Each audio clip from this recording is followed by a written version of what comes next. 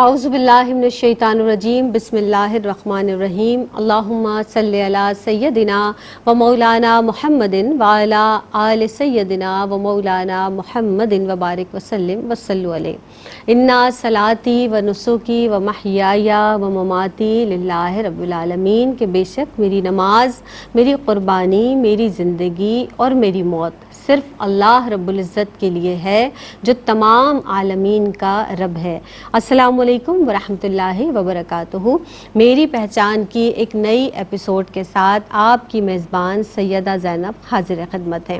جناب، اللہ رب العزت نے جتنے رشتے بنائے ہیں اس میں قریبی یا قریب ترین رشتہ آپ دیکھیں تو شوہر اور بیوی کا ہے، اور یہ اتنا خوبصورت رشتہ ہے کہ جس کے حوالے سے یقینی طور پر بارہا جس طرح سے بات بھی کی جاتی ہے کہ میاں اور بیوی گاڑی کے دو پہیے ہیں، اگر ایک خراب ہو جائے تو دوسرا ظاہری بات ہے اس کو سپورٹ بھی کرتا ہے۔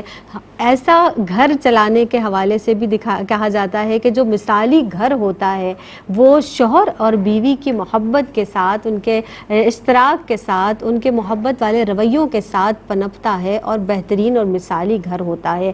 آج کے پروگرام میں ہم خاص طور پر جو کلام کریں گے وہ مثالی شوہر کی خوبیوں کے تعلق سے کلام کیا جائے گا۔ ہم مثالی بیوی کے حوالے سے بھی بات کر چکے ہیں، ان کی خوبیاں کیا ہونی چاہیے، لیکن آج بالخصوص ہم مثالی شوہر کی خوبیوں کے تعلق سے بات کریں گے۔ اللہ رب العزت نے بھی قرآن میں دونوں کو ایک دوسرے کا لباس فرمایا ہے، کتنا خوبصورت لفظ بیان فرمایا، یعنی لباس۔ اب لباس کیا کرتا ہے؟ ایک تو جسم سے ہمارا جو قریب ترین ایک رشتہ ہوتا ہے وہ لباس کا ہوتا ہے۔ لباس ہمارے عیوب کو ڈھانپتا ہے، ہمیں موسم کی شدت سے بچاتا ہے، اور اس کے ساتھ ساتھ اگر لباس پر کہیں دھبا لگ جائے تو اس کی تشہیر نہیں کرتے بلکہ اسے تنہائی میں صاف کر لیا کرتے ہیں۔ تو جو ہسبینڈ اور وائف کا رشتہ ہوتا ہے، یعنی میاں اور بیوی کا، شوہر اور بیوی کا جو رشتہ ہوتا ہے وہ اسی طرح قریبی اور محبت والا ہوتا ہے۔ اب شوہر کی مثالی جو شوہر ہے اس کی کیا خوبیاں ہیں، آج کی بزم میں انشاءاللہ تعالیٰ اس پر کلام کریں گے۔ ہمارے ساتھ دو مہمان شخصیات موجود ہیں، مذہبی اسکالر ہیں، اس پر سیر حاصل گفتگو فرمائیں گی۔ دونوں ہی بہت اچھی اور فکری اصلاحی گفتگو کرتی ہیں۔ ڈاکٹر امتیاز جاوید خاکوی صاحبہ موجود ہیں، ویلکم کرتے ہیں۔ السلام علیکم ورحمۃ اللہ وبرکاتہ۔ وعلیکم السلام ورحمۃ اللہ کیسی ہیں آپ؟ وبرکاتہ۔ خیریت سے ہیں؟ الحمدللہ، میری دعائیں پہچان میں آپ کی۔ خوش آمدید کہتے ہیں آپ کو۔ بہت شکریہ۔ اور ان کے ساتھ جناب سعدیہ سعید تشریف فرما ہیں، ان کو بھی خوش آمدید کہتے ہیں۔ السلام علیکم ورحمۃ اللہ وبرکاتہ۔ وعلیکم السلام ورحمۃ اللہ وبرکاتہ۔ کیسی ہیں سعدیہ آپ؟ خیریت سے ہیں؟ الحمدللہ۔ آپ آغاز کر لیتے ہیں۔ آپ نکاح کا رشتہ جو ہے وہ خاندان کی بنیاد ہے، اور جو ہسبینڈ اور وائف ہیں ان دونوں کے رشتے، دونوں کی ظاہر بہت اہمیت ہے اس رشتے کی، اس تعلق سے اس کا ایک تقدس بھی ہے۔ کیا فرمائیں گے؟ میں چاہوں گی اس حوالے سے روشنی ڈالیے گا۔ شکریہ زینب۔ بسم اللہ الرحمن الرحیم۔ وَأَنْكِحُوا الْأَيَامَ، صدق اللہ مولانا العظیم۔ دیکھیں، نکاح کی غرض و غایت اللہ رب العزت نے قرآن مجید میں سورہ روم میں بیان فرمائی تو فرمایا لِتَسْكُنُوا إِلَيْهَا وَجَعَلَ بَيْنَكُمْ مَوَدَّةً وَرَحْمَةً، کہ تم ایک دوسرے سے سکون حاصل کرو اور ایک دوسرے کے رفیق ہو اور ایک دوسرے میں محبت اور مودت اور رحمت کے سبب بن جاؤ۔ نکاح ایک کوئی عام معاہدہ نہیں ہے، سماجی معاہدہ نہیں ہے، بلکہ یہ ایک ایسا ہی مقدس ایگریمنٹ ہے کہ جس میں ہم اللہ اور رسول کو گواہ بناتے ہیں۔ اور وجہ اس کی یہ ہے کہ نکاح کے ذریعے ایک ایسا فیملی یونٹ وجود میں آتا ہے جو کسی قوم کا سب سے چھوٹا سیل ہے۔ اب اس چھوٹا سیل کے وجود میں آنے کے بعد اسے اپنا ایک رول ادا کرنا ہے معاشرتی سطح پر، معاشی سطح پر۔ گویا اب اس کی ذمہ داریاں بڑھ گئیں ان میاں بیوی کی جب وہ اس رشتے میں بندھ گئے۔ تو اب ایک اور انداز سے دیکھیں تو ایک نکاح، جسے ناکحہ سے جو لفظ ہے جس کا مطلب ہوتا ہے ضم کرنا، مل لینا، تو جس طرح یہ میاں بیوی کو ملاتا ہے اسی طرح سے دو خاندانوں کے آپس میں ملاپ کا ذریعہ بنتا ہے۔ جی۔ اور نکاح کے بے شمار مادی اور روحانی فوائد اور اس کے ثمرات بیان کیے گئے ہیں قرآن و حدیث میں، اور لکھتے ہیں علماء لکھتے ہیں کہ یہ اس کے ذریعے، نکاح کے ذریعے دین و ایمان کی حفاظت کا کام لیا جاتا ہے۔ آپ غور کریں سبحان تو اللہ، اس سے سبحان نسب اللہ۔ کی حفاظت ہوتی ہے، معاشرے میں طہارت اور پاکیزگی جاتی ہے، غلاظت اور گندگی کو یہ رد کرتا ہے، اس کی جگہ نسب کی حفاظت ہو رہی ہے، اسی طرح صحت کی حفاظت ہو رہی ہے۔ صحیح۔ حفظان صحت کے اصولوں کو آپ مد نظر رکھیں، ایک فطری تقاضوں کی تکمیل سے انسان صحت مند رہتا ہے۔ اسی طرح گویا نظام تمدن، نظام طہارت، نظام اخلاقیات کی یہ حفاظت کرتا ہے۔ صحیح۔ یہ نکاح ہے جو میاں بیوی کے رشتوں میں دو افراد کو باندھتا نہیں بلکہ ان پر ذمہ داریاں ڈالتا بھی ہے، بے شک، اور بے ان شک۔ کے ذریعے ایک معاشرے میں ایک بہت اہم رول جا رہا ہوتا ہے۔ جیسے آپ نے بھی کہا کہ قرآن مجید نے میاں بیوی کو ایک دوسرے کا لباس قرار دیا، پھر غرض و غایت بھی جو بیان ہوئی قرآن مجید میں، ایک جگہ ارشاد ہوا کہ ان یکونوا فقراء یغنیہم اللہ من فضلہ، کہ اگر تم غریب اور تنگ دست ہوگے تو جب میاں بیوی کے رشتے میں بندھ جاؤ گے، جی، اللہ اس کی برکت عطا کرے گا، سبحان تمہیں اللہ۔ مال میں غنی کر دے گا، بے شک۔ مالی لحاظ سے خوشحالی آ جائے گی تمہارے پاس۔ اسی طرح ایک ہمدرد، دوست، رفیق، ایک ہمراز عطا ہو گیا کہ جو دکھ درد میں آپ کا ساتھی ہے۔ گرمی سردی ہم کسے کہتے ہیں کہ کبھی دکھ ہیں، کبھی آزمائشیں ہیں، کبھی نوازشیں ہیں، کبھی نعمتیں ہیں، صحیح۔ کبھی کس طرح سے ایک زندگی کے پینل کو گزرنا ہے۔ تو ان میں جیسے کہتے ہیں کہ ایک اکیلا اور دو 11 کے برابر، تو کیا ایک بات دوسرے کو اعتماد دینے والے، صحیح۔ ایک دوسرے کا حوصلہ بڑھانے والے، ایک دوسرے کی ہمت بند جانے والے، تاکہ معاشرے میں جو حوادث، جو حادثات، جو آزمائشیں آئیں تو صحیح۔ دونوں ایک دوسرے کے ساتھ کھڑے ساتھی ہوں۔ ہوں۔ تو ایک میاں بیوی کے رشتے کی پاکیزگی سے ایک معاشرہ پاکیزہ بنتا ہے۔ صحیح، بالکل صحیح۔ سعدیہ آپ کی جانب بڑھوں گی۔ اب جب ہم بات کر لیتے ہیں نیک مرد، جو ایک نیک شوہر یقینی طور پر شوہر نیک ہوتا ہے، اب قرآن میں اس کی کیا صفات بیان کی گئی ہیں یہ بھی آپ ارشاد فرمائیے گا، پھر یہ بھی کہ ایک آئیڈیل شوہر بننے کے لیے ایک آئیڈیل مسلم بننا بھی بہت ضروری ہے، کیا کلام کریں گی؟ بہت شکریہ۔ اعوذ باللہ من الشیطان الرجیم، بسم اللہ الرحمن الرحیم، مولاي صلی وسلم دائما ابدا علی حبیبک خیر الخلق کلہم۔ آپ نے بہت خوبصورت گفتگو کی۔ دیکھیے، اسلام جس اعلیٰ تہذیب و تمدن کا داعی ہے وہ اسی وقت وجود میں آتا ہے کہ جب ہم اللہ رب العزت کے حکم سے اپنے اپنے حقوق و فرائض کو جان سکیں، اور ہمیں پتہ ہو کہ بہترین معاشرے کی تشکیل کس طرح ممکن ہے، اور وہ اسی طرح ممکن ہے جب آپ کا خاندانی نظام مضبوط ہو، اور خاندانی نظام کی ابتدا شوہر اور بیوی کے پاکیزہ ازدواجی تعلق سے ہوتی ہے، اور اس تعلق کی پاسداری اور استواری کے لیے ضروری ہے کہ دونوں اپنے حقوق و فرائض سے بخوبی آگاہ ہوں۔ اب اگر ہم دیکھیں تو قرآن پاک میں سورہ نساء میں اللہ رب العزت نے ارشاد فرمایا الرجال قوامون علی النساء، کہ مرد عورتوں پر قوام ہے، یعنی عورتوں کے اوپر مردوں کو ایک فضیلت دی گئی ہے، ایک فوقیت دی گئی ہے کہ مرد مضبوط ہے، مضبوط بھی ہیں، اور اللہ رب العزت کے حکم سے جب وہ خرچ کرتے ہیں تو وہ اس میں بھی بلند ہیں عورتوں سے۔ تو اللہ رب العزت نے جب قرآن پاک میں فرما دیا تو پھر مرد عورت کو اطاعت بھی سکھاتا ہے، دین بھی سکھاتا ہے، اسے ادب بھی سکھاتا ہے، اس پہ مال بھی خرچ کرتا ہے۔ اور پھر عورتوں کے لیے حکم ہے کہ سمجھو کہ عورت ایک رعایا ہے اور مرد ایک بادشاہ ہے، تو جن سے مرد جن سے عورت سے افضل ہو گئی، تو اس کے لیے حکم یہ ہے کہ عورت اسی طرح مرد کی اطاعت کرے، مرد کی فرما برداری میں اپنے دن رات گزارے، اور جو حکم ہمارا دین ہمیں دیتا ہے اس کے مطابق چلنے کا حکم ہے تو اس پر چلے۔ پھر قرآن پاک میں ہی اللہ رب العزت نے ارشاد فرمایا وعاشروہن بالمعروف، کہ ان کے ساتھ بھلے طریقے کی روش اختیار کرو۔ خطبہ حجۃ الوداع کے موقع پر آقا علیہ الصلوۃ والسلام نے ایک بڑے اجتماع سے خطاب کرتے ہوئے فرمایا کہ عورتیں تمہارے پاس قیدیوں کی طرح ہیں، لہٰذا ان پر ظلم نہ کرنا، اگر ان کی طرف سے کوئی کھلی گمراہی آئے تو پھر اتنا اختیار ہے جتنی گمراہی آئے۔ تو آقا علیہ الصلوۃ والسلام نے بھی فرمایا، تو ہمیں پتہ چلتا ہے مفہوماً بات سے کہ عورتوں کے اوپر اتنی ہی سختی ہے مردوں کی طرف سے جتنی کہ کھلی گمراہی آئے۔ اب اگر ہم دیکھیں کہ آپ نے یہاں ایک سوال یہ کیا کہ آئیڈیل شوہر بننے کے لیے آئیڈیل مسلم ہونا ضروری ہے، اس لیے کہ جب وہ کامل مومن ہوگا تو وہ اتنا ہی خوبصورت وہ شوہر کا کردار ادا کر سکے گا۔ اور کامل مومن کے لیے ہم اگر قرآن پاک کا مطالعہ کریں تو سورہ فرقان میں آیت نمبر 63 سے آیت نمبر 74 تک ہمیں پتہ چلتا ہے کہ اللہ رب العزت نے کامل مومنین کے اوصاف کو بیان کیا ہے، اور ان اوصاف کو اگر ہم دیکھیں تو ہمیں پتہ چلتا ہے کہ جب کوئی شخص اتنا ان اوصاف میں ڈھلا ہوا ہوگا تو وہ ایک کامل فرد بنے گا۔ جب وہ کامل ایک اچھا مکمل انسان بن رہا ہے، ایک اچھا مومن ہے، تو وہ اچھا شوہر ضرور ثابت ہوگا، اور اس کے لیے ضروری یہ ہے کہ وہ زمین پر آہستہ چلتا ہو. پھر یہ ہے کہ اگر کوئی جاہل اس سے بات کرے تو وہ اس سے کہے کہ بس سلام, اور اس کی رات اللہ رب العزت کے لیے سجدے اور قیام میں گزرتی ہو.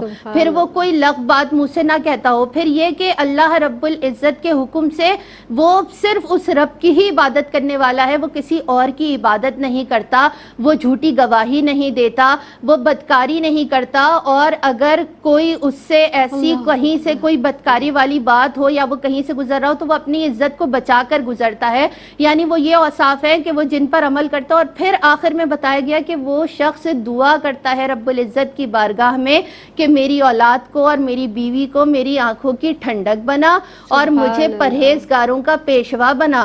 یعنی اللہ رب العزت کی بارگاہ میں یہ وہ اوصاف اللہ رب العزت کی بارگاہ سے یہ وہ اوصاف ملے ہیں کہ اگر کوئی مرد اس پر مکمل عمل کرتا ہے تو وہ ایک بہترین انسان سب سے پہلے بنے گا. اس کے بعد وہ ایک بہترین فرد بننے کے بعد بہترین شوہر ثابت ہوگا جب اس کے اندر یہ ساری چیزیں آ جائیں گی. تو ایک آئیڈیل مسلم کے لیے ان اوصاف کا ہونا بہت ضروری ہے. جب یہ ساری صفات آ جائیں گی تو وہ آئیڈیل شوہر بھی بنے گا. اور اللہ رب العزت کے حکم سے جب وہ عورتوں پر سربراہ ہے, وہ جب اس کو ایک سربراہی مل گئی, ایک سلطنت مل گئی ہے, تو پھر اسی طرح اپنی رعایا کا خیال رکھنے کا بھی حکم ہے کہ اگر مرد کو سربراہ بنایا ہے تو وہ کن وجوہات کی وجہ سے بنایا ہے, وہ عورتوں سے مضبوط کیوں ہیں, ہمیں دین اسلام بہت خوبصورت انداز سے سمجھاتا ہے. سبحان اللہ.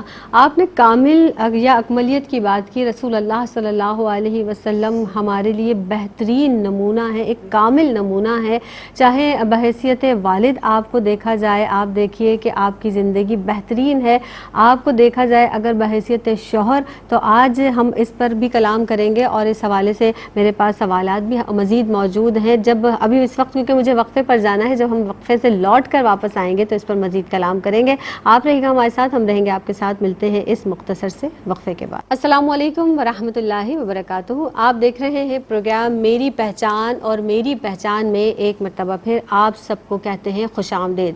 آج جناب ہم مثالی شوہر کی خوبیوں کے تعلق سے کلام کر رہے ہیں. ہمارے ساتھ موجود مہمان شخصیات بھی بہترین گفتگو اس حوالے سے فرما رہی ہیں. ڈاکٹر امتیاز جاوید خاکری صاحبہ موجود ہیں اور سعدیہ سعید صاحبہ بھی تشریف فرما ہیں. اب بات ہو رہی تھی کامل شوہر کے حوالے سے, اور رسول خدا صلی اللہ علیہ وسلم تو ہمارے لیے بہترین رول ماڈل ہیں. آپ کے جانب بڑھوں گے آپا. نبی کریم صلی اللہ علیہ وسلم کی جو حیات مبارکہ ہے, آپ کی حیات طیبہ ہے, بہترین اور کامل نمونہ ہے. جیسا کہ پہلے بھی عرض کیا, بحیثیت شوہر آپ صلی اللہ علیہ وسلم آپ اپنی ازواج مطہرات کے ساتھ کیسے تھے؟ بحیثیت شوہر آپ نے کیسی زندگی گزاری؟ میں چاہوں گی اس حوالے سے آپ بتائیں, اور یہ کہ آپ کی جو حدیث مبارکہ ہیں اس تعلق سے بھی آپ ارشاد فرمائیے گا. فرمائیے. شکریہ زینب. بسم اللہ الرحمن الرحیم. اللہ رب العزت نے فرمایا لقد کان لکم فی رسول اللہ اسوۃ حسنہ, کہ تمہارے لیے رسول پاک صلی اللہ علیہ وآلہ وسلم کی زندگی کامل ترین اسوہ ہے. آپ صلی اللہ علیہ وآلہ وسلم انبیاء کے سردار ہیں, رسولوں کے سردار ہیں. آپ محبوب خدا ہیں, سید المرسلین, امام الانبیاء. آپ صلی اللہ علیہ وآلہ وسلم کی زندگی کا ہر شعبہ ہمارے لیے قابل اطاعت, قابل اتباع ہے. اور آپ ہر لحاظ سے اللہ نے آپ کو کامل و اکمل بنایا ہے.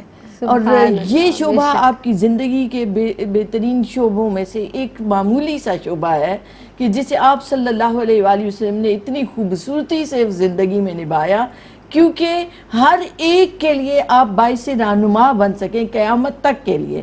جو شخص بھی جس حیثیت میں بھی ہو وہ آپ کی ذات کی طرف دیکھے تو اسے رہنمائی ملنی چاہیے. بے شک. تو جب ہم آپ صلی اللہ علیہ وآلہ وسلم کی ازدواجی زندگی, آپ کی آئلی زندگی پر نگاہ ڈالتے ہیں, 11 ازواج ہیں, اور آپ صلی اللہ علیہ وآلہ وسلم نے کبھی کسی سے غصے میں بات نہیں کی, ڈانٹ کر بات نہیں کی, کبھی زندگی بھر کسی پر ہاتھ نہیں اٹھایا. حضرت عثمان بن مظعون کی زوجہ حضرت خولہ آتی ہیں ام المومنین سیدہ عائشہ صدیقہ رضی اللہ عنہ کے پاس, تو بناؤ سنگھار سے خالی ہوتی ہیں. تو وہ پوچھتی ہیں, تو وہ ایک جیسے بات خواتین کرتی ہیں, وہ کہتی ہیں کہ عثمان دن بھر روزے سے ہوتے ہیں, رات بھر عبادت کرتے ہیں, تو گویا بھائی مجھے بناؤ سنگھار کی کیا ضرورت ہے جب وہ میری طرف توجہ ہی نہیں کرتے, وہ اتنے اللہ والے ہیں. تو ایک چھپا ہوا تھا ہلکا سا شکوہ تو ام المومنین سیدہ نے حضور اکرم صلی اللہ علیہ وآلہ وسلم سے بیان کیا، تو مفہوم حدیث ہے کہ حضور نے فرمایا کہ ان کو بلا کے حضرت عثمان کو جی کہ اللہ نے ہمیں ربانیت کا حکم نہیں دیا، عثمان کیا میرے جو نمونہ ہے وہ تمہارے لیے قابل اتباع نہیں ہے؟ میں روزے بھی رکھتا ہوں، افطار بھی کرتا ہوں، تو ہر ایک کا ایک حق ہے، زوجہ کا حق ہے، تو اس کو اس کا حق دینا چاہیے۔ تو گویا آپ صلی اللہ علیہ وآلہ وسلم نے ایک تاکید بھی فرمائی۔ اب ہم اسے اس جہت سے دیکھیں کیٹیگوریکلی، تو دیکھیں شادی ہوتی ہے تو سب سے پہلے ایک رہائش کی ضرورت ہوتی ہے۔ آپ صلی اللہ علیہ وآلہ وسلم نے تمام ازواج کے لیے حجرات کا انتظام کیا، جو شادیاں ہوتی چلی گئیں ہر ایک کے لیے حجرے یعنی ہر ایک کے لیے ایک رہائش گاہ کا اہتمام ہوا۔ پھر ہوتا ہے مالی اخراجات جو ایک شوہر کی ذمہ داری ہوتی ہے، تو روایات سے پتہ چلتا ہے کہ بنو نذیر کے اموال جو آپ صلی اللہ علیہ وآلہ وسلم کو اللہ نے عطا فرمائے، جن میں اونٹ گھوڑے نہیں دوڑائے گئے تھے، وہ اللہ کی طرف سے آپ کے لیے عطا کیے گئے تھے، تو ان میں سے آپ سال بھر کے اخراجات امہات المومنین یعنی ازواج مطہرات کو ادا کیا کرتے تھے۔ گویا ان کے لیے ایک نان نفقے کا انتظام آپ صلی اللہ علیہ وسلم خود فرماتے تھے۔ اسی طرح ایک ہوتا ہے کہ گھر میں آ کر آپ خوش طبعی کے ساتھ رہیں، تو بے شمار ایسے واقعات موجود ہیں۔ ام المومنین گڑیوں سے کھیلتی تھیں، ان کی سہیلیاں چھپ جایا کرتی تھیں، سیدہ عائشہ صدیقہ رضی اللہ عنہا کی، آپ صلی اللہ علیہ وسلم انہیں بلاتے تھے، وہ جو چھپی ہوتی تھی، اور انہیں بھیجتے تھے سیدہ کے پاس کہ آپ کھیلیں۔ تو ایک وہ واقعات میں موجود ہے کہ ایک دفعہ آپ گھوڑے سے کھیل رہی تھی جس کے پر تھے، تو آپ نے کہا کہ عائشہ گھوڑوں کے تو پر نہیں ہوتے، تو آپ فوراً عرض کرتی ہیں کہ حضرت سلیمان علیہ السلام کے گھوڑے کے پر تھے۔ تو اس طرح سے ایک بڑا خوش طبعی کے ساتھ رہنا۔ اسی طرح حضرت سودا رضی اللہ عنہ کے ساتھ ام المومنین سیدہ عائشہ صدیقہ ایک مرتبہ وہ حلوہ پکتا ہے حریرہ، تو ایک دوسرے کے منہ پر مل دیتی ہیں، تو حضور مسکراتے رہتے ہیں۔ تو ایک گھر کا ماحول انتہائی خوشگوار ہوتا۔ پھر اسی طرح سے آپ صلی اللہ علیہ وآلہ وسلم گھر کے کاموں میں اپنی ازواج کا ہاتھ بٹایا کرتے، ان کے ساتھ کاموں میں لگ جایا کرتے، جیسے آپ اپنے کپڑوں میں پیمن لگا لیتے، اپنا جوتا سی لیتے، بکری کا دودھ دو لیتے، یعنی مختلف کاموں میں آپ مددگار ہو جاتے جس زوجہ کے پاس ہوتے۔ اسی طرح 11 ازواج ہونے کے باوجود آپ ان میں انصاف کیا کرتے، ہر ایک کے لیے باری کا وقت مقرر ہوتا، اور اگر آپ سفر پر جا رہے ہیں، آپ نے حج پر جانا ہے، تو آپ قرآن اندازی کی جاتی تھی، اور قرآن اندازی میں جس کا نام نکلتا اس کو سفر پر آپ صلی اللہ علیہ وسلم ساتھ لے جایا کرتے۔ اسی طرح ایک بڑا اہم ہوتا ہے کہ آپ اپنی زوجہ کو اہمیت دیں، اس سے مشاورت کریں۔ اور ہم دیکھتے ہیں آپ صلی اللہ علیہ وسلم کی حیات مبارکہ میں کہ صلح حدیبیہ کے موقع پر حضرت ام سلمہ رضی اللہ عنہ کے مشورے کو آپ نے قبول فرمایا۔ جب آپ نے حکم دیا کہ احرام کھول دو، قربانیاں کر دو، تو کوئی صحابہ میں سے کوئی اٹھا نہیں، کیونکہ وہ سب غم کی حالت میں تھے۔ تو حضرت ام سلمہ رضی اللہ عنہ نے عرض کی کہ یا رسول اللہ صلی اللہ علیہ وسلم، آپ اپنی قربانی کریں، آپ اپنا حلق کروا لیں، تو سب صحابہ ایسے ہی کریں گے، اور ایسا ہی ہوا۔ تو گویا آپ نے اپنی زوجہ کے اس مشورے کو قبول فرمایا۔ تو یہ مشاورت کرنا اپنی بیوی سے، ایک طرح سے اس کو عزت دینا ہے، اعتماد دینا ہے، اس کو اپنا ہمراز بنانا ہے۔ تو آپ صلی اللہ علیہ وآلہ وسلم کی آئلی ازدواجی زندگی کے سارے گوشے سامنے ہیں، تاکہ لوگ اس سے رہنمائی حاصل کر سکیں اور اپنی ازدواجی زندگی کو خوشگوار بنا سکیں۔ سبحان اللہ۔ اب آپا دیکھیے ہمارے پاس کس قدر خوبصورت مثال موجود ہے، لیکن ابھی آپا واقعی حقیقتاً اگر ہم دیکھیں تو کہیں مرد اگر گھر میں اپنی زوجہ کے ساتھ کوئی مشورہ کرتے ہیں تو اس کو بڑی توہین آمیز طریقے سے بھی دیکھا جاتا ہے، ارے بھائی سارے فیصلے میں خود کرتا ہوں، میں اس گھر کا سربراہ ہوں۔ لیکن کہیں آپ مشورہ لے لیں تو اس میں ہمارے پاس مثالیں موجود ہیں۔ یا ہم آپا یہ بھی دیکھا گیا اگر ہم گھر کے کام کاج کو دیکھتے ہیں مردوں کو کرتے ہوئے تو ان کا بھی بڑا مذاق اڑایا جاتا ہے، جو خاص طور پر بھائی ہمارے اگر گھر میں اپنی بیوی کا ہاتھ بٹا رہے ہیں تو بھائی یہ کیا گھر میں کام کر رہے ہیں، تو بڑی عزت نفس ایسا معلوم ہوتا ہے کہ مجروح ہو رہی ہے۔ لیکن آپ دیکھیں کہ کس قدر بہترین مثال نبی کریم صلی اللہ علیہ وسلم کی ہمارے سامنے موجود ہے کہ آپ حضرت عائشہ اما عائشہ خود فرماتی ہیں کہ آپ گھر کے کام کاج میں میرا ہاتھ بٹایا کرتے تھے۔ اللہ اکبر۔ مزید گفتگو کو آگے بڑھاتے ہیں، سعدیہ آپ ارشاد فرما دیجئے، بحیثیت گھر کے جو سربراہ ہیں کیا آپ سمجھتی ہیں مثالی شوہر کی اہم ترین جو ذمہ داریاں ہیں اس پر کچھ کلام کیجیے گا؟ بسم اللہ الرحمن الرحیم۔ آقا علیہ الصلوۃ والسلام نے فرمایا، حدیث پاک کا مفہوم ہے کہ تم میں کامل مرد وہ ہے جو اخلاق میں سب سے اعلیٰ ہو، اور اخلاق میں وہ سب سے اعلیٰ ہے جو گھر میں اپنی بیوی کے ساتھ اخلاق میں سب سے اچھا ہو۔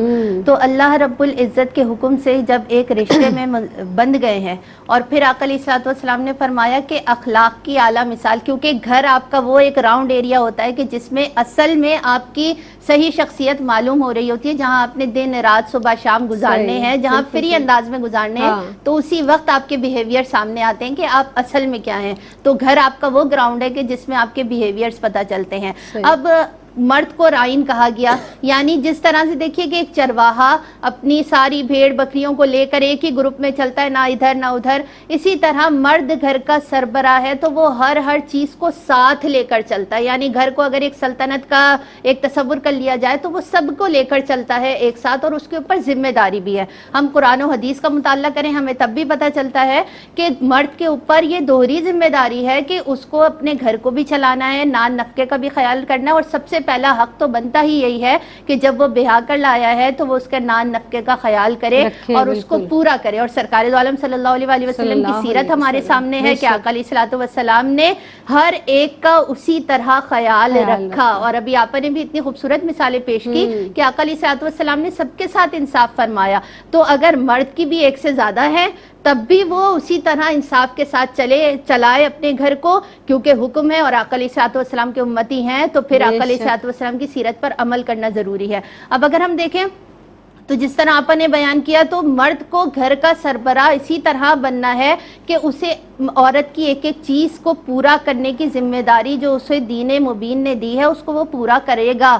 اس لیے کرے گا کیونکہ جس طرح بھی آپ نے بتایا کہ وہ عورت سے مشورہ بھی کرے، ان کا گھر کے کاموں میں ہاتھ بھی بٹائے، اور یہ ہمیں سیرت مبارکہ بتاتی ہے۔ اور پھر دیکھیں کہ مرد جب کچھ کما کر لاتا ہے، حدیث پاک کا مفہوم ہے کہ ایک دینار وہ ہے جو اس نے خدا کی راہ میں خرچ کیا، ایک دینار وہ ہے جو اس نے غریب مسکین بیوہ پہ خرچ کیا، ایک دینار وہ ہے جو اس نے اپنے گھر والوں پر خرچ کیا، تو رب کی بارگاہ میں سب سے زیادہ مقبول وہ ہے جو اس نے اپنے گھر والوں پر خرچ کیا۔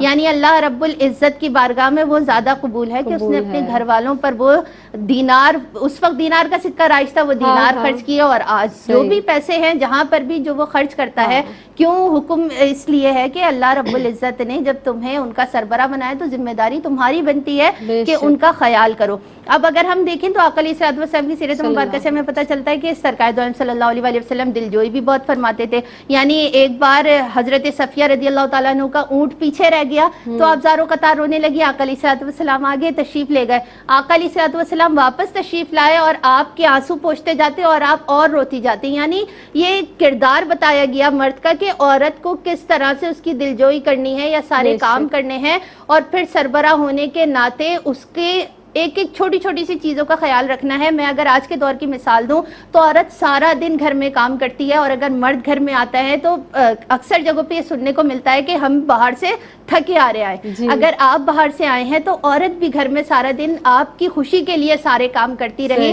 تو اگر وہ دو بول دے کہ کھانا بہت اچھا بنا ہے، یا آج آپ بہت اچھی لگ رہی ہیں، یا کچھ بھی ایسے بات کر دی جائے تو عورت کا دل بڑھ جاتا ہے۔ اور پھر یہ مرد کے لیے لازم ہے کہ وہ عورت کا اسی طرح خیال رکھے، اور عورت کے لیے لازمی ہے کہ اسے بھی عزت دے اور مرد بھی اسے عزت دے، اور پھر شوہر اس سے مشورہ کرے، اسے عزت دے، اس کا خیال رکھے، اس کے ساتھ خوش اخلاقی سے پیش آئے، کیونکہ اخلاق آج ہم میں سے ختم ہوتا جا رہا ہے۔ ہر کوئی یہ سمجھتا ہے کہ جہاں پر ہم ہیں ہم سیٹ ہیں۔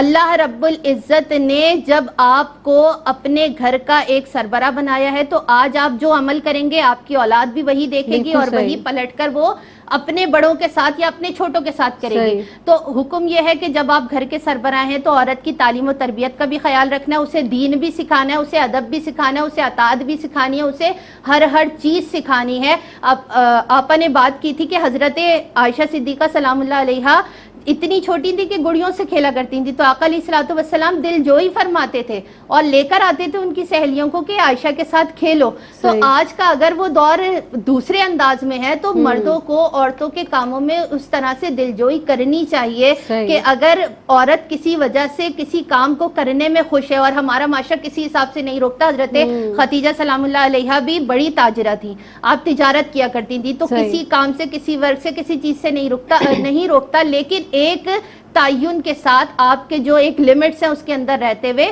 ہمارا معاشرہ ہمارا دین اجازت دیتا ہے عورت کو وہ کام کرنے کی، تو مرد کو بھی چاہیے کہ وہ حوصلہ افزائی کرے، کیونکہ آج کا جو ماحول چل رہا ہے تو میں یہ کہتی ہوں کہ سب جب مل کر ایک ساتھ کام کرتے ہیں تو اللہ رب العزت اس میں برکت بھی دیتا ہے اور اسی طرح اس کو کرنے کی صلاحیت بھی دیتا ہے، اور جب صلاحیت ہو تو اسے منوانا چاہیے اور مرد کو اس کا ساتھ دینا چاہیے آج کے دور میں خاص طور سے، تاکہ عورتوں کا بھی حوصلہ بڑھے۔ سبحان اللہ۔ اب جس طرح سے ہم بات کرتے ہیں نا کہ بھائی مرد اگر تھکا ہارا آ رہا ہے، ابھی بات بھی ہوئی تو بڑے خوش دلی کے ساتھ ان کو ویلکم کیا جائے، بیوی کی یہ بالکل ذمہ داری ہے، لیکن مردوں کو بھی چاہیے وہ خوش دلی کے ساتھ ہی گھر میں داخل ہوں۔ اب معلوم ہوا بھائی وہ اتنا بڑا منہ سجائے ہوئے باہر کہیں سے لڑ کر آئے تو وہ سارا غصہ انہوں نے بیچاری اپنی زوجہ پہ نکال دیا، تو ایسا بھی نہیں کرنا چاہیے، محبت کے ساتھ گھر میں داخل ہو تاکہ ماحول اچھا ہو، اور جب گھر کا ماحول بہترین ہوگا تو یقینی طور پر گھر کے اندر برکت ہوگی، اللہ رب العزت کی رحمت ہوگی، تو اس رحمت کو پانے کے لیے گھر کے ماحول کو بھی خوشگوار بنانا بہت زیادہ ضروری ہے۔ ایک وقفے پر جانا ہے،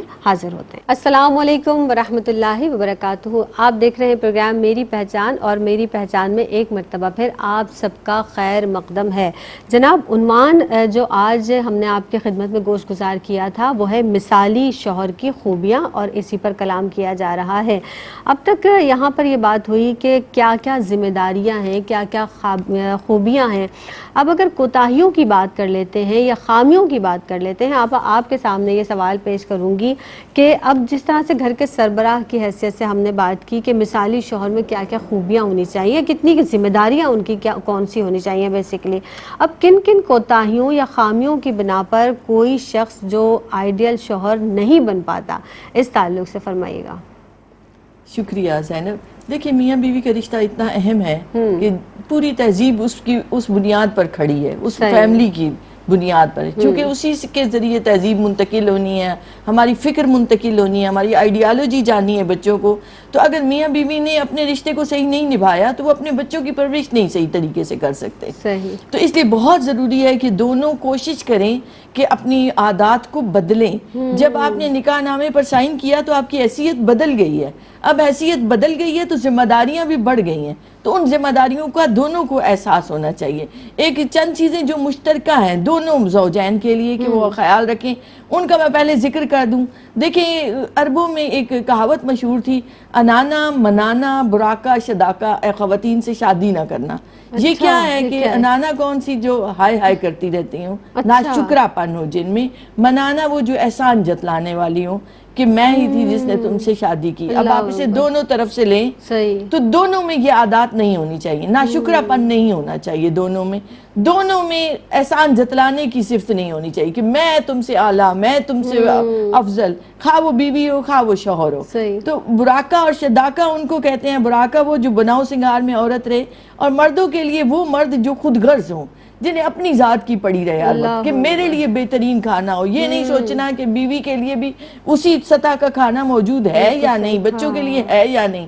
تو یہ پائی جاتی ہے ایسے خود غرض لوگوں کی عادتیں موجود ہیں، ایسے شوہر موجود ہیں کہ جنہیں صرف اپنی ذات، اپنے آرام کی فکر ہوتی ہے۔ بچہ بیمار ہے تو حکم ہوگا کہ جی بچے کو لے کے کمرے سے باہر چلی جاؤ، یہ روتا ہے تو میری نیند ڈسٹرب ہوتی ہے۔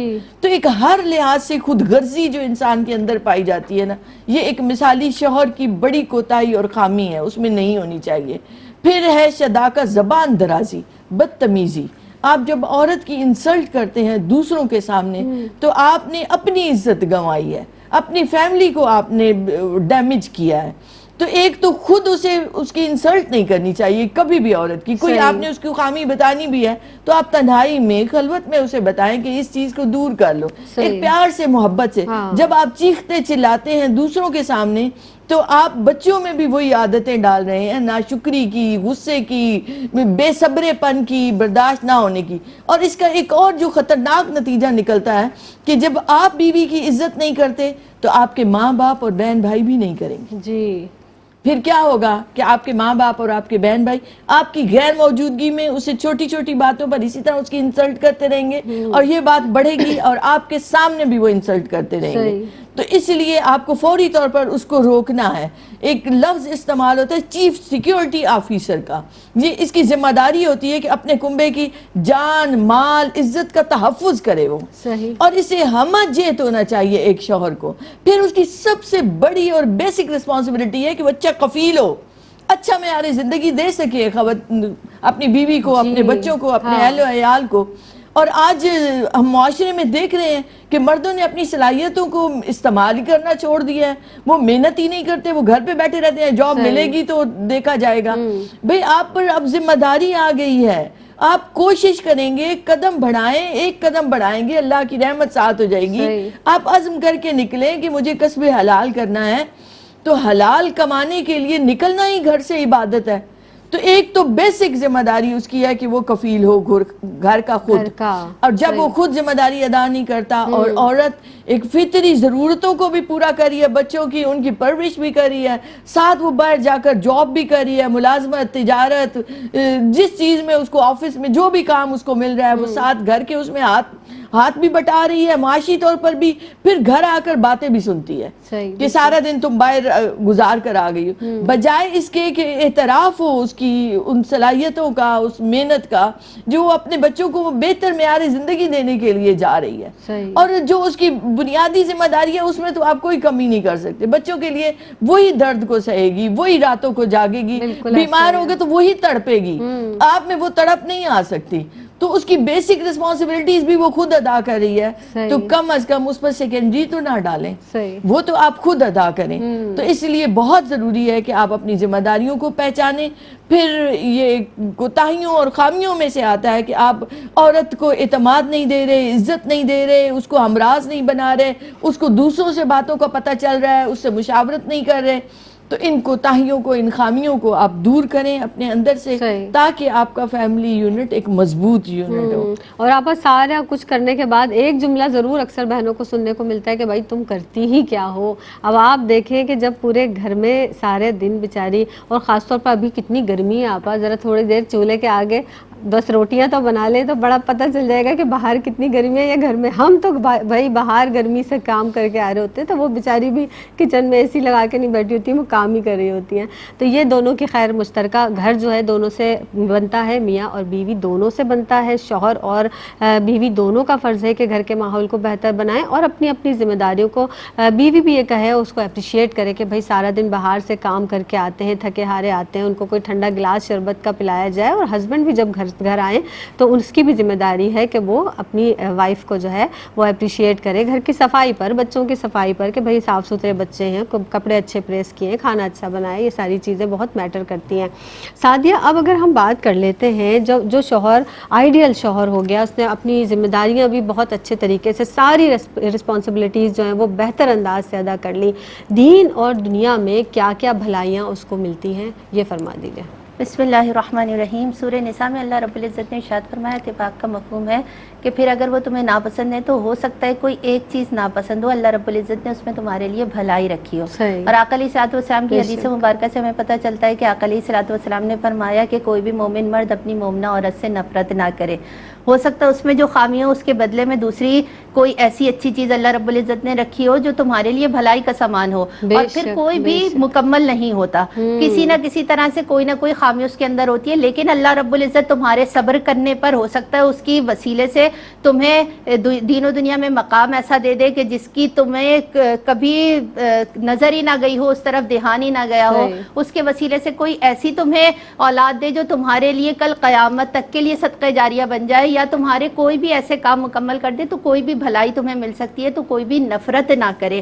اب اگر ہم دیکھیں تو ہمیں یہ پتہ چلتا ہے کہ سورہ فرقان میں ہی اللہ رب العزت نے ارشاد فرمایا کہ جس طرح ان کے کامل مومنین کے اوصاف بیان فرمایا اللہ رب العزت نے، تو اس کے بعد فرمایا کہ جب کوئی مرد کامل مومن یہ سارے اوصاف کو طے کر لیتا ہے تو پھر ان کے لیے جنت میں بالا خانے ہیں ان کے صبر کی وجہ سے کہ وہ اس میں ہمیشہ رہیں گے. اللہ رب العزت کے حکم سے ان کے لیے وہ جنت ایک ایسی جنت کہ دیکھیں دین و دنیا کا اگر ہم سکون دیکھیں تو جو گھر جہاں سکون ہوگا، جہاں ہر طرح کا اطمینان ہوگا، تو وہ گھر تو ویسے ہی دنیا میں جنت ہے. ہم کہتے ہیں کہ جہاں ہر طرح کی آسائش ہے اور سکون، دیکھیے یہ ساری آسائش دنیا تک رہ جائیں گی، لیکن جو ایک قلبی سکون ہوتا ہے وہ سب جگہ نہیں ہوتا. نہ وہ پیسے سے پورا ہو سکتا ہے، نہ وہ کسی اور چیز سے پورا ہو سکتا ہے. قلبی سکون آپ اپنے کردار اخلاق سے ہی حاصل کرتے ہیں کہ اللہ رب العزت کی بارگاہ میں بھی آپ اتنی کامل طریقے سے جھکیں، گھر والوں کا خیال بھی اسی طرح رکھیں. کیونکہ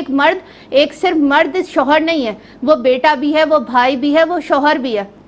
تو اسے ہر سطح پر اپنی ذمہ داریوں کو ادا کرنا ہے. صحیح. جب کوئی شخص اپنی ذمہ داری کو ہر مقام پر شاندار طریقے سے ادا کرتا ہے تو پھر وہ قلبی سکون میں ہی رہتا ہے کہ اس نے اپنی ذمہ داریوں کو اللہ رب العزت کی رضا کے لیے ادا کر دیا ہے. تو جب اسے وہ سکون نصیب ہوتا ہے تو اس جہاں میں تو وہ ویسے ہی آرام و سکون سے ہے. اور یہاں کیا ہے, یہ دنیا فانی ہے, ختم ہو جانے والی ہے, تو یہاں کا سکون یہی ہے کہ گھر سکون میں ہو, وہ گھر جنت کا ایک نمونہ, ایک کردار پیش کر رہا ہو کہ اس گھر کے اندر ساری آسائشیں ہیں, سکون ہے, اللہ رب العزت کا ذکر ہے, اللہ رب العزت نے جو نعمتیں عطا کی ہیں اس پر وہ شکرانہ ادا کریں. لیکن جو آخرت کے درجے ہیں وہ جنت کا احوال کہ جس کا ہم تصور 0% نہیں کر سکتے, کہ وہ جنت جہاں انسان کو ہمیشہ رہنا ہے, جہاں ایک مکمل مومن کو ہمیشہ رہنا ہے, اور اس کے بالا خانوں میں ان کے لیے گھر بنے ہوئے ہیں جہاں نہریں بہ رہی ہیں, وہ اپنے تخت پر بیٹھے ہوئے ہیں. تو اللہ رب العزت نے یہ صلہ عطا کیا ہے کہ جب وہ یہ سارے کام کر لیتے ہیں, وہ صبر کرتے ہیں, ساری چیزوں کو طے کر لیتے ہیں, تو اللہ رب العزت انہیں پھر جنتیں عطا کرتا ہے, اور ایسی جنتیں عطا کرتا ہے جس میں وہ پھر ہمیشہ رہیں گے. اور اللہ رب العزت ان کو یہ صلہ ہی اس لیے دیتا ہے کہ وہ اس جہاں میں رہ کر اس رب کی رضا کے لیے ایک شوہر بھی اچھے بنتے ہیں, ایک بیٹے بھی اچھے بنتے ہیں, ایک بھائی بھی اچھے بنتے ہیں. تو اللہ رب العزت سے دعا ہے کہ اللہ رب العزت دونوں میاں بیوی دونوں کو اپنے اپنے حقوق و فرائض کو اسی طرح بخوبی سمجھنے کی توفیق عطا فرمائے جس طرح ہمارا دین کامل تقاضا کرتا ہے. سبحان اللہ, بڑی پیاری باتیں آپ نے یہ جو لاسٹ میں فرمائی ہیں, بہت اہم بھی بات ہے. اور آپ دیکھیں کہ ایک چھوٹی سی بات اور بھی میں کہنا چاہتی ہوں اس پروگرام کے تھرو, کہ جب آپ اپنی مسز کو, اپنی بیوی کو ایسا اعتماد دیں گے اور اس کو سمجھائیں گے کہ واقعی یہ جو گھر ہے یہ تمہارا گھر ہے, اس پر تم حکمرانی کرتی ہو, تو وہ اس چھوٹے سے گھر کو بھی محل بنا دے گی. لیکن جب آپ اس کو اتنی اتھارٹی نہیں دیں گے اور اس کو ہمیشہ ہر بار نیچا دکھانے کی کوشش کریں گے تو وہ گھر جو ہے وہ پھر صرف جنگ کا میدان ہی نظر آئے گا. تو آپ اعتماد دیجئے اپنی مسز کو, اور اپنے گھر میں خوشگوار جو ماحول اگر چاہتے ہیں تو محبت کے ساتھ رہیے. آپ لاسٹ میں کوئی میسج دینا چاہیں تو فرمائیے گا. زینب, اللہ اور اللہ کے حبیب سے محبت ہر شخص کو بنیادی طور پر ضرورت ہے. وہ جتنا زیادہ اللہ اور اللہ کے حبیب سے جڑا رہے گا تو گھروں میں سکون رہے گا. دیکھیں کوئی بھی شخص مکمل نہیں ہوتا, کوتاہیاں خامیاں ہر ایک میں ہوتی ہیں, مگر ہمیں کوشش کرتے رہنا چاہیے. تو جتنا زیادہ کوشش آپ کی اخلاص سے ہوگی اتنی اس میں برکت زیادہ آئے گی. ٹھیک, ون لائنر میسج, دامن وقت میں گنجائش نہیں, فرمائے گا. بس میں یہی کہنا چاہوں گی کہ جتنی بھی آج یہاں باتیں ہوئیں, اللہ رب العزت اس پر سب کو عمل کرنے کی توفیق عطا فرمائے, اور ہر ایک کو اپنے اپنے مقام پر اپنی اپنی جگہ کو سمجھ کر کام کرنے کی توفیق عطا فرمائے. بہت پیاری بات, آپ دونوں ہی کی جانب سے بہت اچھے میسیجز بھی گئے. ڈاکٹر صاحبہ آپ کی آمد کا بہت شکریہ ادا کروں گی. سعدیہ آپ تشریف لائیں, آپ کی آمد کا بھی بہت شکریہ. مجھے دیجیے گا اجازت, یعنی اپنی میزبان سیدہ زینب کو پروگرام میری پہچان سے دیجیے گا اجازت. السلام علیکم ورحمۃ اللہ وبرکاتہ.